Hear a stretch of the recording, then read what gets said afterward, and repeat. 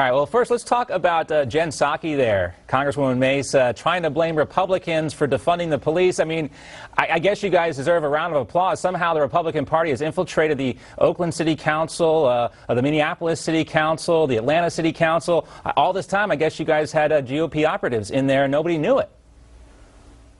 I know, it's crazy. There's brazen and shameless, and then there's Jen Psaki accusing Republicans of wanting to defund the police. You know, we want to defend the police, not defund them.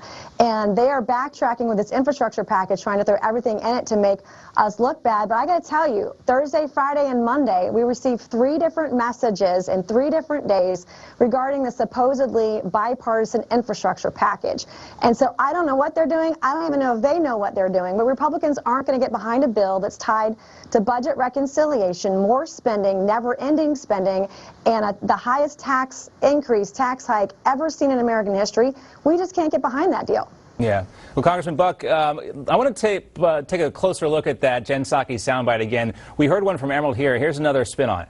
The president did mention that the American Rescue Plan, the state and local funding, something that was supported by the president, a lot of Democrats who supported and voted for the bill, could help ensure local cops were kept on the beat in communities across the country. As you know, didn't receive a single Republican vote. That funding has been used to keep cops on the beat. Now, I would be willing to bet if Democrats were willing to offer that up as a skinny bill, you guys would support that part of it, but it's not really in there, is it? That's disingenuous of her to say that. Well, it absolutely is, and the problem with that bill was that it was a multi-trillion-dollar bill, and it had a small portion for police. And now they're saying that Republicans don't support police because we didn't support the multi-trillion bill.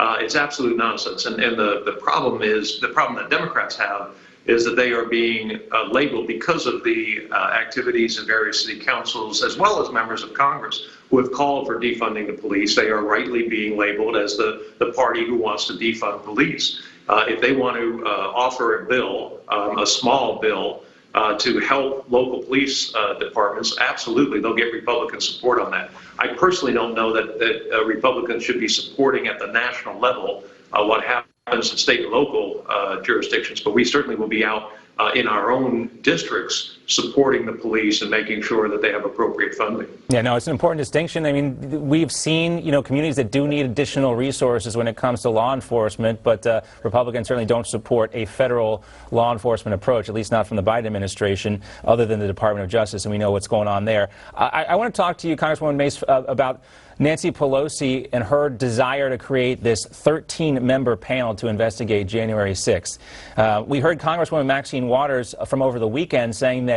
Democrats tried to work with Republicans to find some common ground on where this investigation would go, but she said that wasn't possible. What is that common ground she is talking about, or is she just lying? Well, there's very little common ground right now in D.C. on Capitol Hill. And in fact, we've spent more federal resources and money investigating January 6th than we did for 9/11. There are 4 federal agencies already on board doing their own investigations, criminal investigations, in fact, the FBI, Secret Service, Homeland Security, and the Attorney General and the Department of Justice. And then on top of that, we have 10 committees, both in the U.S. Senate and the U.S. House of Representatives, who are also each doing their own investigations with broad subpoena power and investigative authority to do that. And so if that's not good enough, when all of those investigations are done, and already 450 people have been charged with a crime, there have been over 500 federal charges for crimes committed on January 6th. If at the end of the day, when all of this is said and done and they don't get the answers they want, then I think at that point you could have that conversation. But at this juncture, all of the agencies and all the committees that are already investigating, they're doing a very good job. And if you want to talk about bipartisan, I would hope that of all places, the Department of Justice would be nonpartisan in those investigations. So it's kind of confusing. We're doing all this, we're focused on all of this, and yet they need to have one more commission. Do you really think that they're doing a good job on the investigation? In terms of the charges, there have already been over 450 people charged. That's significant. We are having committee hearings. In fact, we've had multiple hearings in the oversight committee that I sit on for January 6th. So the work is being done.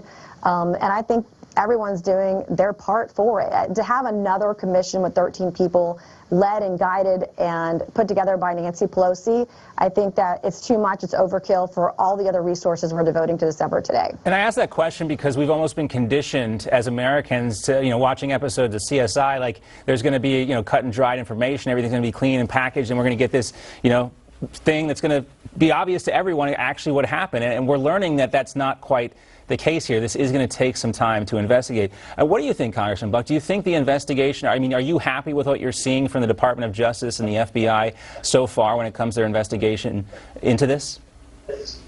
Well, I have to tell you, I think that there is a much broader investigation that needs to happen. We currently know that Antifa was funded on a national basis.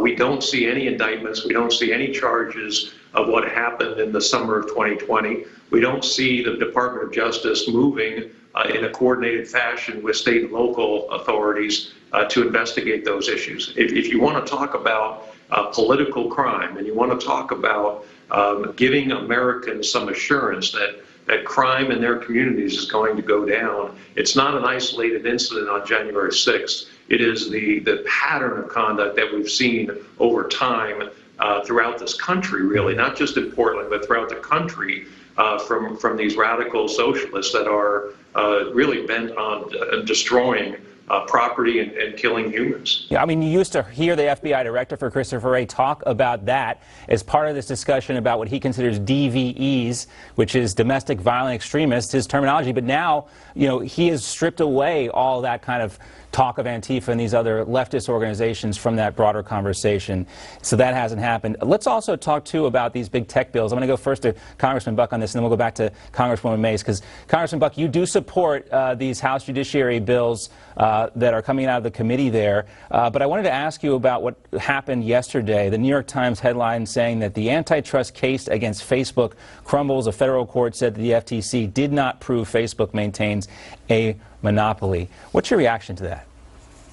Well, what the judge said was that the FTC, the Federal Trade Commission, didn't show the market that Facebook was supposedly in control of. And the problem with the law is that the law, the Sherman Act was written in the late 1800s, the Clayton Act was written in the early 1900s, and those laws haven't been updated. There was no such thing as social media around, obviously, in the early 1900s. And so the judge said, if we look at the tobacco industry, we know what the market is in the tobacco industry. We don't know what the market is with social media, and the FTC hasn't met their burden. What the judge did was give the FTC 30 days to further define that issue. But it's exactly why we need to update the laws to meet our new economy. And these laws, the 6 bills that passed on a bipartisan basis out of the U.S. House Judiciary Committee, are exactly the first step, the starting point, in getting us to where we need to go in holding big tech accountable, not just with their monopoly and protecting consumers, but also on the speech side, making sure that the antitrust amnesty that these big tech giants have had for years doesn't apply to the censorship, and we are able to deal with the censorship in the marketplace. Congresswoman Mace, I've talked to Congressman Jim Jordan about this too. He does not support the bill like Congressman Buck does. So I'm going to ask you how you feel about this. Do you think it is a first step, or is it really a starting point? I do believe it's a starting point. What we do know is that we need to modernize our laws for big tech and social media.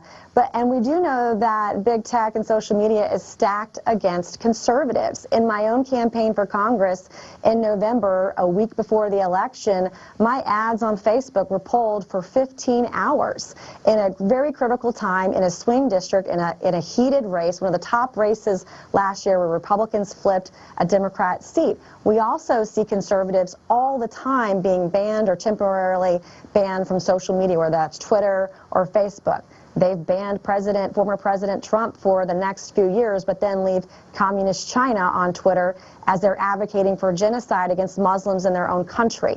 The standards are different. So if you're going to have a standard for free speech on those platforms, those private companies and those businesses, it needs to be the same standard regardless of your political affiliation. It needs to be an even and equal playing field. Yeah. I'm also hearing rumblings about Facebook investing in ads over hundreds of millions of dollars in certain areas around the country to turn out the vote. Those are things that I have questions about and I want answers for to understand what's really going on and recognize and know that there is an uneven playing field and hold these companies accountable. Yeah, and Congressman Jordan's message was that he wants more in those bills to address those issues specifically. A great conversation. Unfortunately, we are out of time. We got to get to a commercial break. Congresswoman Nancy Mace, thanks so much. Congressman Ken Buck, thank you for your time as well. We appreciate it, guys.